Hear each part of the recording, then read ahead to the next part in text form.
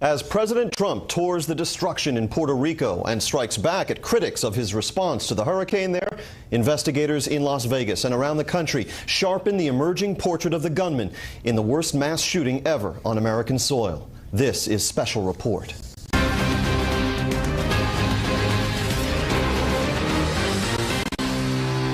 Good evening. Welcome to Washington. I'm James Rosen, sitting in for Brett Baer. We will have more on the president's visit to Puerto Rico and his meeting there with the mayor of San Juan, who has so vocally criticized him, in a moment. First, the search for answers in Las Vegas continues tonight, following the massacre Sunday night that left 59 people dead, more than 500 wounded.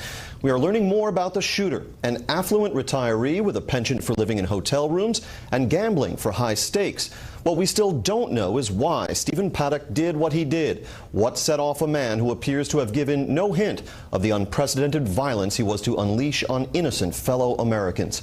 Correspondent Trace Gallagher is live in Las Vegas. Good evening, Trace. Good evening, James. And still 40 hours after this massacre, there is still no word on the motive. But for the first time today, police are saying they will find one. And we are now learning a lot more about what was happening before and during the attack inside that hotel room.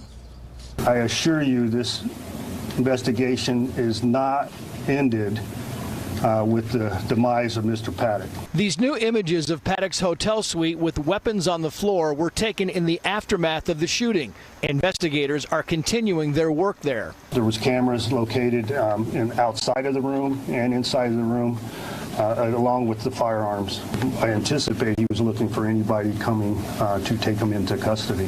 Federal law enforcement officials also tell Fox News that Paddock, a heavy gambler, sent tens of thousands of dollars overseas in advance of the attack, possibly to his girlfriend. I can't tell you her current whereabouts right now. All I know is the Philippines. Currently, she's a person of interest. Leaving the White House today for hurricane-ravaged Puerto Rico, President Trump briefly shared his reaction to the massacre with reporters. But I do have to say, how quickly the police department was able to get in was really very much of a miracle. They've done an amazing job. He was a sick man, a demented man, a lot of problems, I guess, and we're looking into him very, very seriously, but we're dealing with a very, very sick individual. Authorities continue to say the massacre was planned well in advance. Amateur video provided by two men who stayed in the same room from where Paddock rained down his terror shows the clear view he had of the concert venue. Police say Paddock arrived Thursday with 10 suitcases. They later found 23 firearms in his hotel suite. Another 19 guns, thousands of rounds of ammunition, explosives, and electronics were found at Paddock's retirement community home in Mesquite, Nevada. Also emerging today, portraits of the victims. Among the slain, a Tennessee nurse, an Alaska commercial fisherman, a high school secretary from New Mexico, a Canadian mechanic's apprentice from British Columbia, and a California middle school office manager. And you earlier heard the sheriff say there were cameras mounted outside the hotel room. One of those cameras was actually on a hotel service cart in the hallway. And the sheriff is also doubling back now on the girlfriend, Marilou Danley, saying that she is definitely a person of interest and they are actively working to bring her back from the Philippines. Clearly, they believe she knows more than she's letting on. James. Trace Gallagher on the scene in Las Vegas. Trace, thank you. Fox News chief intelligence correspondent Catherine Herridge has been working her sources since word of this horrific event broke, and she joins me on set now. Good evening, Catherine. What have you learned? Well, based on our reporting today, we have two contacts who've been able to review the inventory of the weapons that were picked up. And what they're telling us is that everything that was recovered was high-end, expensive AR-15, AR-10s, price range between $15,000 and $3,000 a piece. And when you put in the scopes and the tripods as well, you're looking at an investment of over $100,000. And based on the timeline now, we know some of the weapons were purchased in June, maybe even some more recently. But that at least takes us back in the premeditation question possibly about 3 months. As that detail that Trace Gallagher reported about a camera being mounted outside may speak to premeditation, there were also indications that the shooter modified at least one of his weapons. What do you know about that? Okay, our contacts are saying that the law enforcement has at least 2 receipts for something called a slide fire or a bump fire. This is a modification that allows you to take a semi-automatic weapon so that it can mimic an automatic weapon. I've had different assessments as to how easy it is to make the modification, that you can actually do it yourself. But what you lose is, that the focus of the weapon. Precision. So, exactly. So if you're spraying indiscriminately, as was the case here, that would not be a big deal to you. And that would also indicate some level of technical proficiency with the weaponry if he's aiming to modify it. And lastly, we know that investigators are, as they always do, following the money trail here. That's and right. What is that telling us? We were able to confirm through a U.S. government official that they're looking at all of his financial transactions, and specifically tens of thousands of dollars that he sent to the Philippines. There was a lot of confusion over the location of the girlfriend. The sheriff said yesterday she was in Japan. What he said today is that she was in fact in transit. They now feel pretty confident that she's in the Philippines, and our contacts are saying that they're trying to determine whether he sent that money out to her in advance. It's a significant amount of money, but I would say to folks at home, the big shift we've seen is the way in which they're describing the girlfriend. Initially she was someone who had no role, then she was someone they wanted to talk to, and now they're using that phrase, person of interest. So you can see this is really escalating in terms of her importance. And authorities are going to have a chance to question her sometime soon, correct? It looks like it. They said at the news conference last hour that they're expecting to have information from her in the very near future. It's not clear to me whether she's coming back to the U.S. voluntarily or whether they're going to do an interview overseas. The FBI has the ability to do that with what's called a legat, and that would be someone on the ground in the Philippines. Usually attached to an embassy. That's correct. Catherine Herridge, thank you as always. You're welcome. Calls for new gun control measures, or what champions of the Second Amendment call restrictions on gun ownership rights, are in full cry on Capitol Hill tonight. But previous mass shooting events have not produced such laws. Chief Congressional Correspondent Mike Emanuel reports tonight on whether this time will be different. We shouldn't first be thinking of promoting our political agenda. The nation's counting on you. The gun debate hits close to home in Congress these days, with members of both parties nearly killed 6 years apart. House Majority Whip Steve Scalise is just back from being shot in June, and in an exclusive interview with Martha McCallum, he's emphasizing the victims and the first responders. The first thing we should be thinking about is praying for the people who were injured and doing whatever we can to help them, to help law enforcement. On the other side, Mark Kelly joined his wife, former Democrat Congresswoman Gabby Giffords, arguing for gun control. We can keep guns out of the hands of criminals, domestic abusers, potential mass shooters, and idiots. Today, President Trump's focus was on first responders, not the gun control debate. The police department has done such an incredible job, and we'll be talking about gun laws as time goes on. Former Democratic nominee Hillary Clinton jumped into the politics hours after the attack on Twitter, writing, "Imagine the deaths if the shooter had a silencer, which the NRA wants to make easier to get." House leaders are considering a bill that would only require a background check to buy a silencer, which supporters say is designed to protect the hearing of hunters. That bill is not scheduled now. I don't know when it's going to be scheduled. Right now, we're focused on passing our budget. Today, I am calling on the president to come out against the absurd law about silencers, threaten a veto if he must, and put an end to that bill. That bill now appears to be on hold. Senate Majority Leader Mitch McConnell says it's premature to talk about any other legislative options while the Las Vegas attack is still being investigated. James? Mike Emanuel on Capitol Hill. Mike, thank you. President Trump will go to Las Vegas tomorrow. He spent much of today coping with another catastrophe in an area touched by that disaster, this one produced by nature.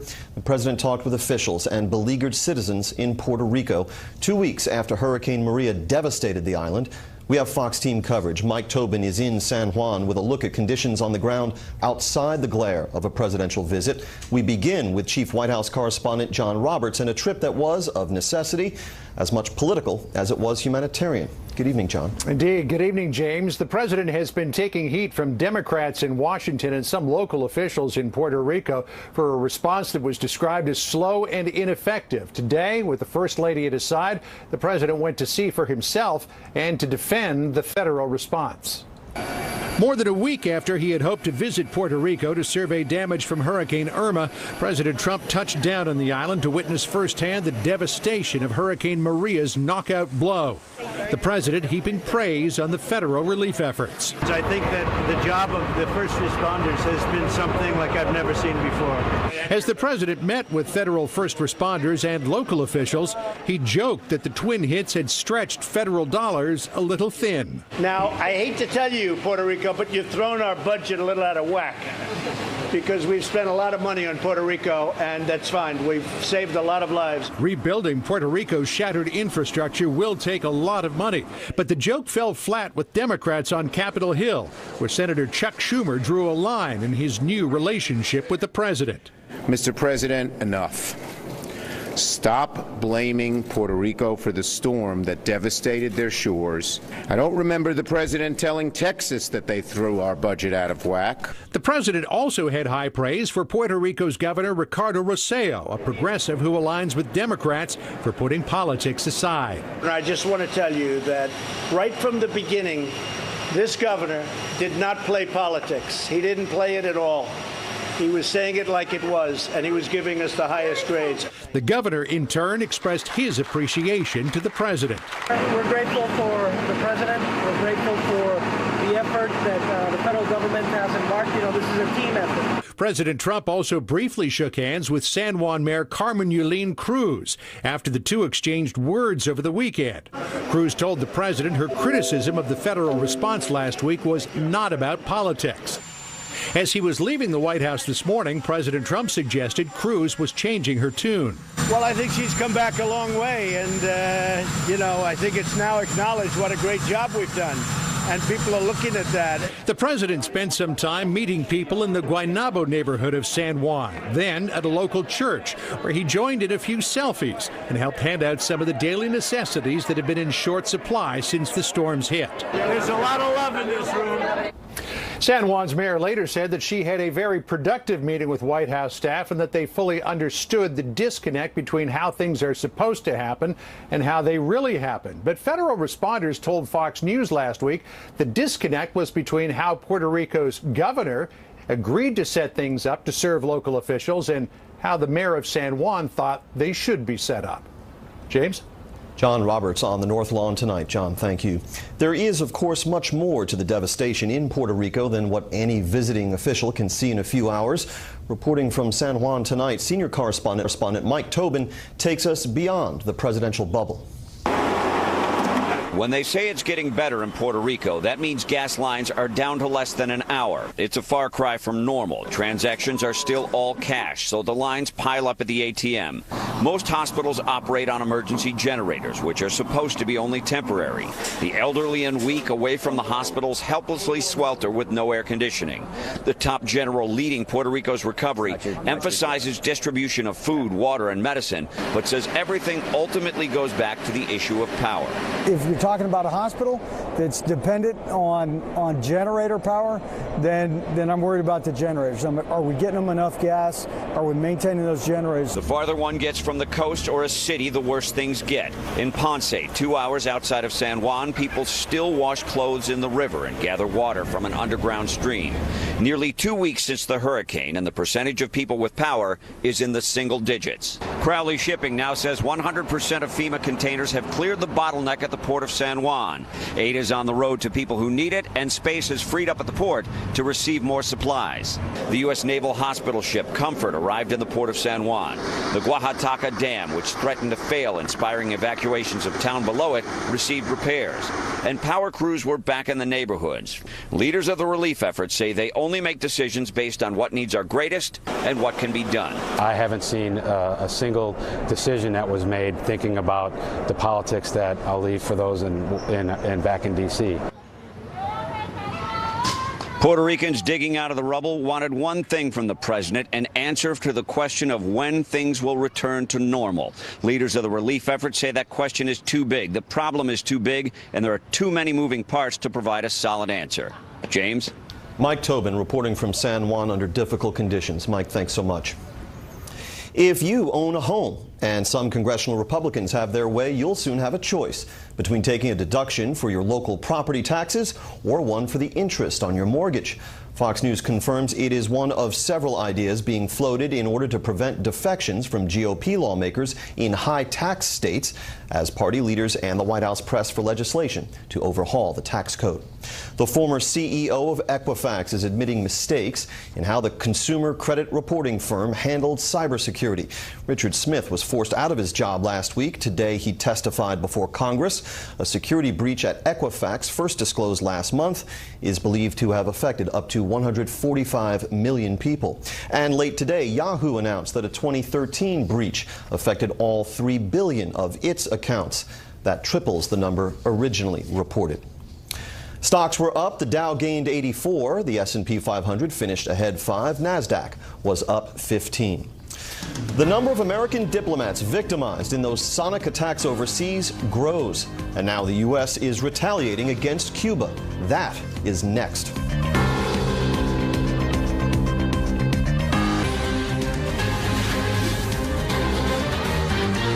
U.S. officials today raised to 22 the number of people believed to have been affected by some sort of sonic attack during their diplomatic service in Cuba.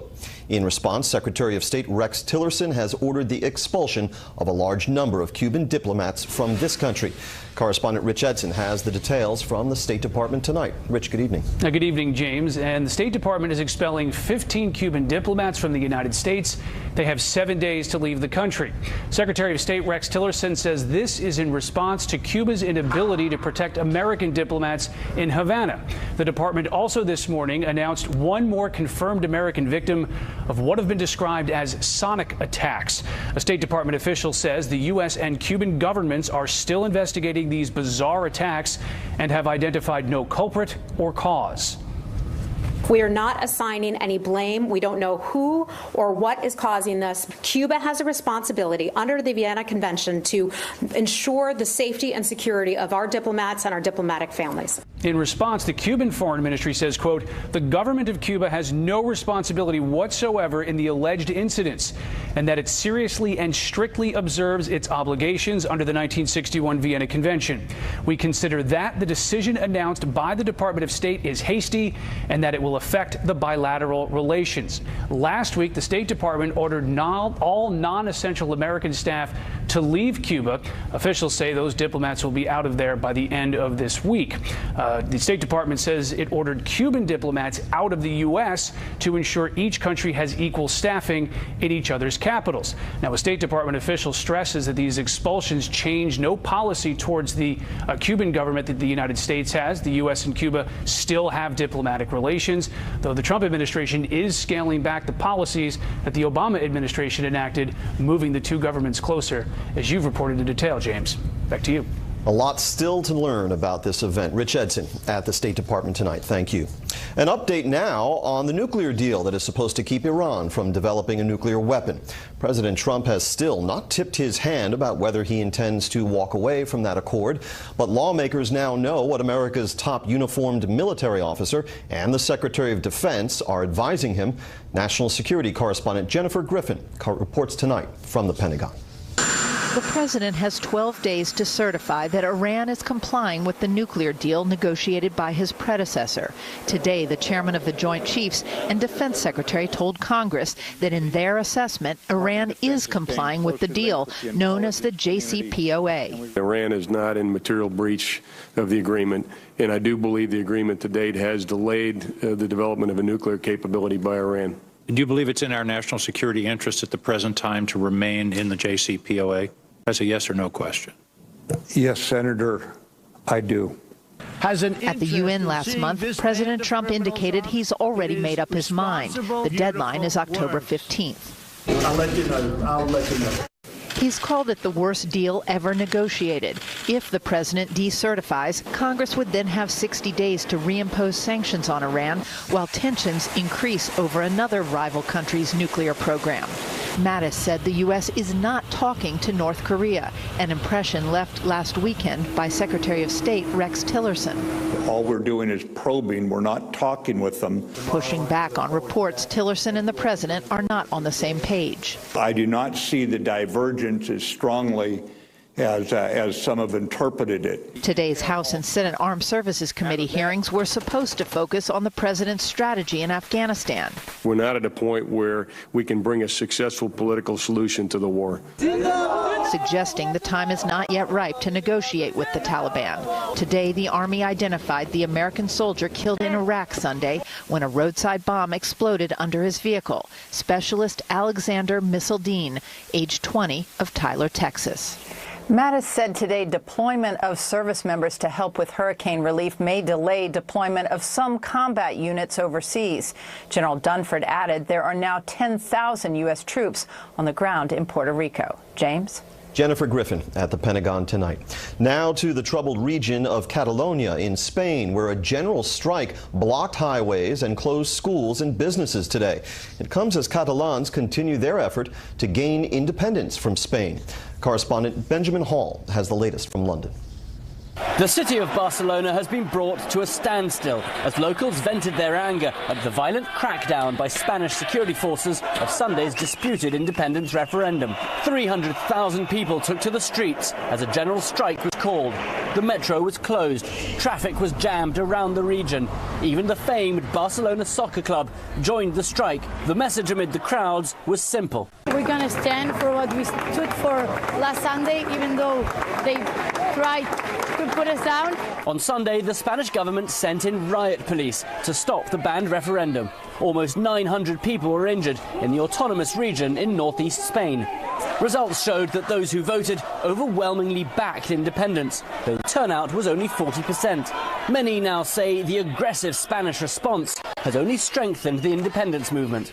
Before we entered this referendum on Sunday, polls were still coming out saying that the majority of Catalans did not want to separate from Spain. That's completely changed now. Tonight, the Spanish king blasted Catalan leaders, calling their actions illegal and a risk to the economy, while urging all Spaniards to show unity. But the peaceful protests across the region today are clear, and the calls for independence will only grow stronger. The Spanish government will do everything possible to prevent Catalan independence. The region accounts for around 20% of the national economy, and this at a time when the rest of the country faces severe financial hardship. James? Benjamin Hall reporting from London. Up next, the first big case to be argued before the newly reshaped Supreme Court. First, here's what some of our Fox affiliates around the country are covering tonight. Fox 12 in Portland, Oregon, as Democratic Senator Ron Wyden asked the top election technology firms in his home state to provide details on the internal security protocols they use to prevent vote tampering. Wyden's request comes weeks after federal authorities notified 21 states that they were targeted by Russian hackers in 2016. Fox 2 in San Francisco, where the City Arts Commission is considering whether to remove a statue depicting a Native American man, a Spanish cowboy, and a missionary. Critics say it glorifies genocide. Opponents of the removal say the statue is part of the history of the city by the bay. And this is a live look at Yankee Stadium from Fox 5 in New York. The big story there tonight, the start of the Major League Baseball postseason, with the Yankees hosting the Minnesota Twins in a one-game do-or-die American League wild card playoff. The winner travels to Cleveland to face the Indians on Thursday. That's tonight's live look outside the Beltway from Special Report. We'll be right back.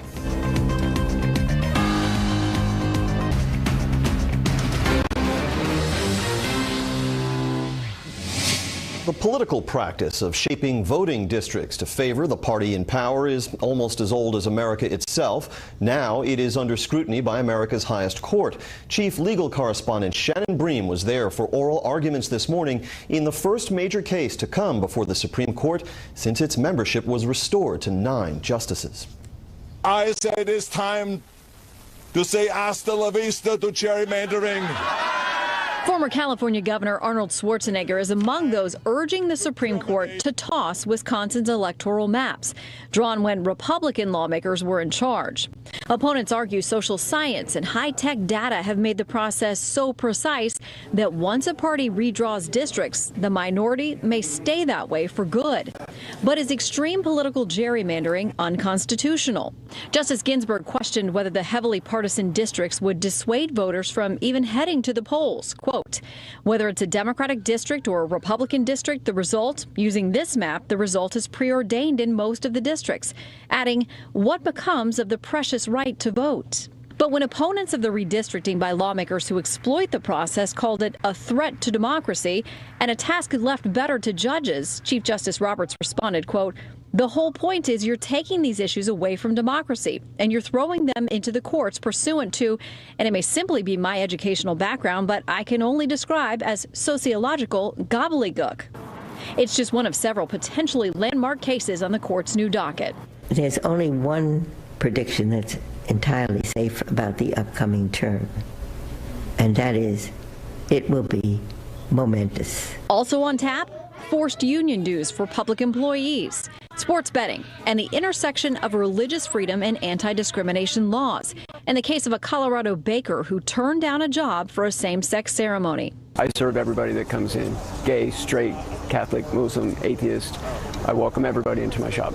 I just don't create cakes for every event that's presented to me. And of course, the headliner, the president's so-called travel ban. In many ways, it's a political judgment, and historically, the court has been very reluctant to tread into areas where it could be viewed as making a political judgment that's properly confined to the executive.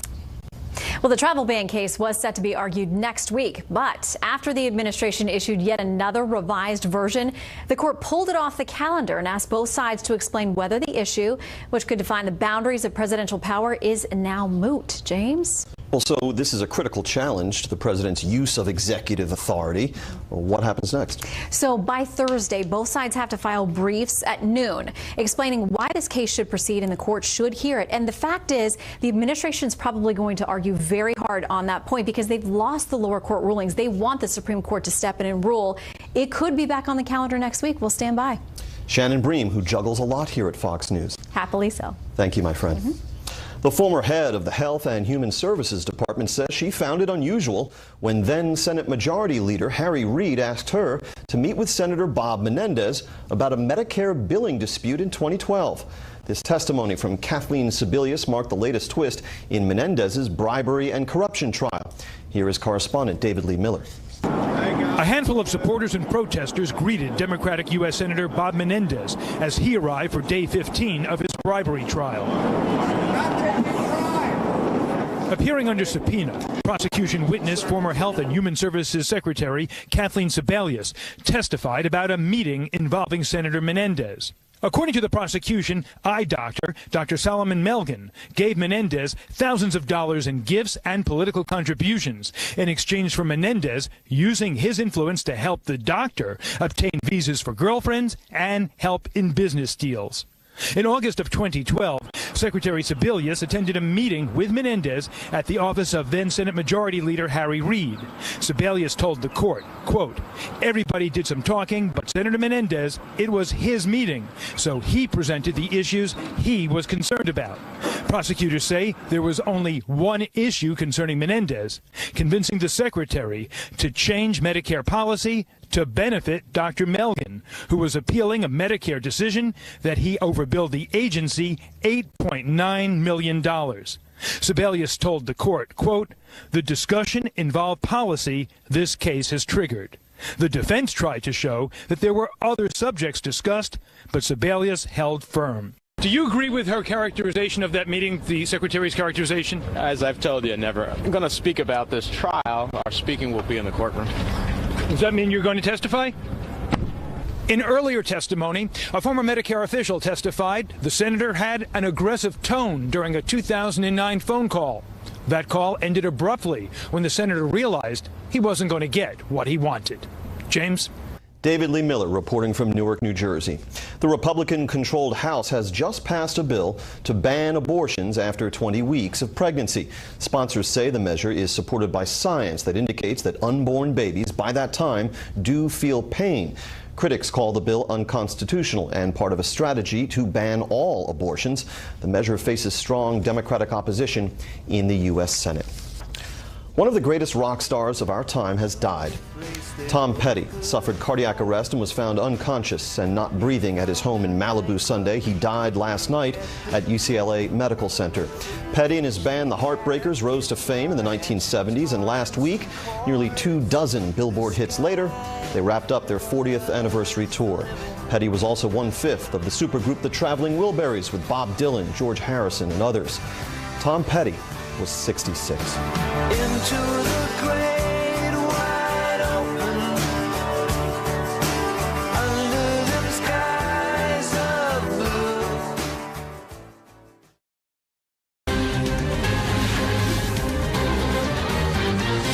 The 8-year assault on your Second Amendment freedoms has come to a crashing end. You came through for me, and I am going to come through for you. I know when he ran, the power of the NRA, the money of the NRA, but maybe he can have a bit of a reawakening because of the horror of what happened as he goes to Las Vegas. I don't think talking about gun issues right now is the right time. Ending gun violence isn't political.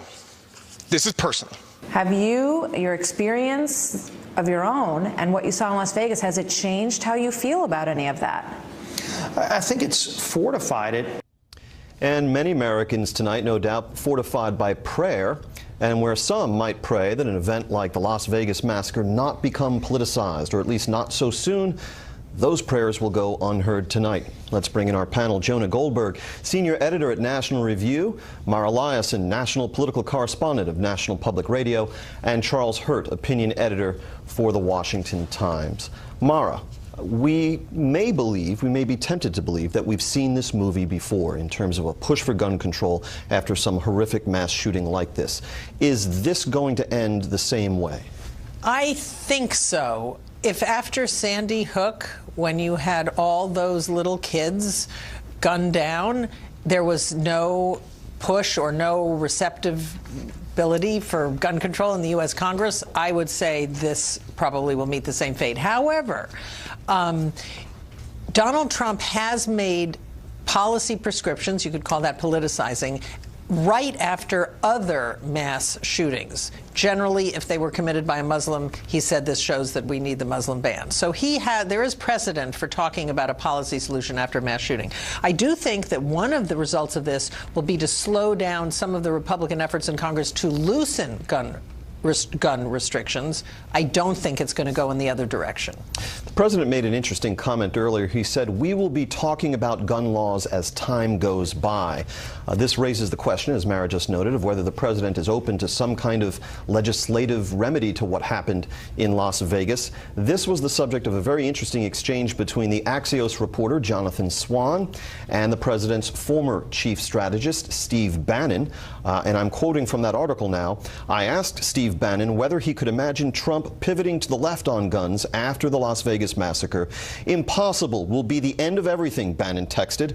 When asked whether Trump's base would react worse to this than they would if he supported an immigration amnesty bill, Bannon replied, as hard as it is to believe, actually worse. Charlie Hurt.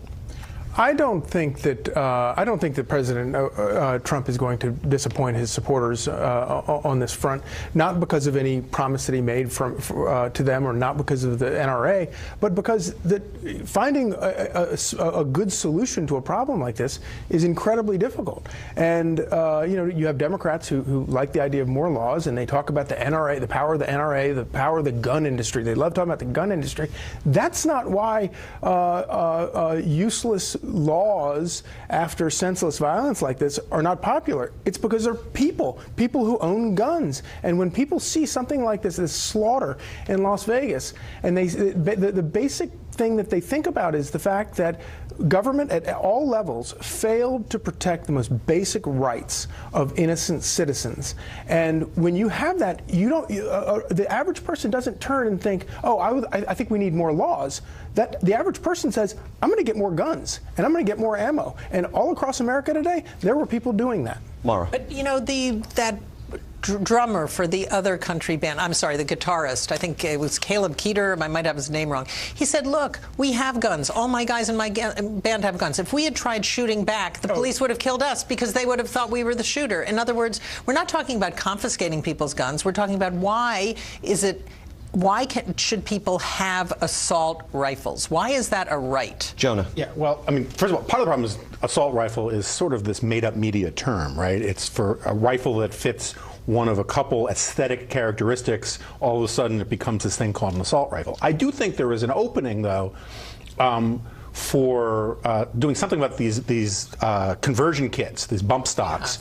That if it's been illegal, people like to talk about how automatic weapons are legal in America. They're not legal in America. They haven't been legal in America for a really long time. I think there have been 3 crimes in the last 70 years committed with machine guns. But if everyone can accept, including gun rights advocates, that machine guns should be illegal, it seems to me there is wiggle room there to say turning your rifle into a machine gun de facto is at least a violation of the spirit of the law. The problem, I think, I'm basically with Charlie on this, the problem that the Democrats face is on the gun control push is that this is essentially one of these cultural bubble issues. And liberals, I mean, it's a generalization, but liberals, sort of urban liberals, East Coast liberals, just don't know people who have guns. They don't understand why you would want to have a gun. And we have about a third of American households have guns in this country. And the proposed remedies almost never would do anything to stop any of these mass shootings that we've seen in the last few years. And meanwhile, one last point, actual gun crimes have been trending downward for 30 years in this country. That's not what Jeff Sessions says. I agree. I agree. And the Trump administration is vulnerable on this stuff. They say there's all this carnage, but gun violence has been going down. Mass shootings have been ticking up. That's a media spectacle less than actually how people live their lives. Let's introduce some more raw data for our discussion really quickly, if we might. Let's look at some Quinnipiac polling that was done recently. This was in late June of this year with a margin of error of only 3%. These are the voters, their views on stricter gun laws in the U.S. 54% support them. Only 42% oppose stricter gun laws.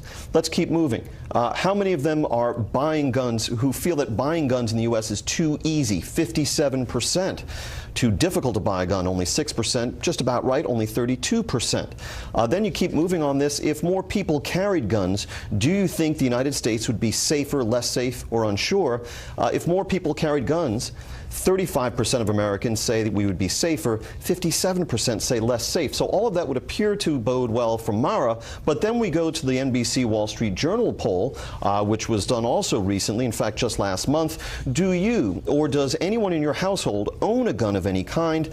Answering yes, 48%, that is an all-time high. So Mara, isn't Charlie right when he says that the reaction to these events on the part of ordinary citizens is not we should tighten the gun laws, but we should have more guns. I should go get a gun. Those are not mutually exclusive. I don't care if people go out and buy guns legally, but what I do care about is if we're supposed to outlaw machine guns in this country, and by the way, the reason why that law was passed was because of Al Capone. Right. That's how old it is.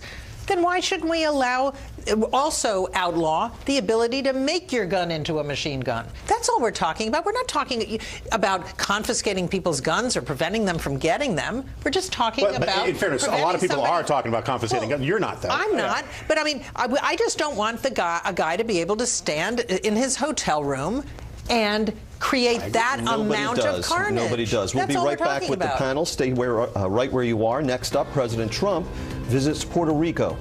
We'll debate that too.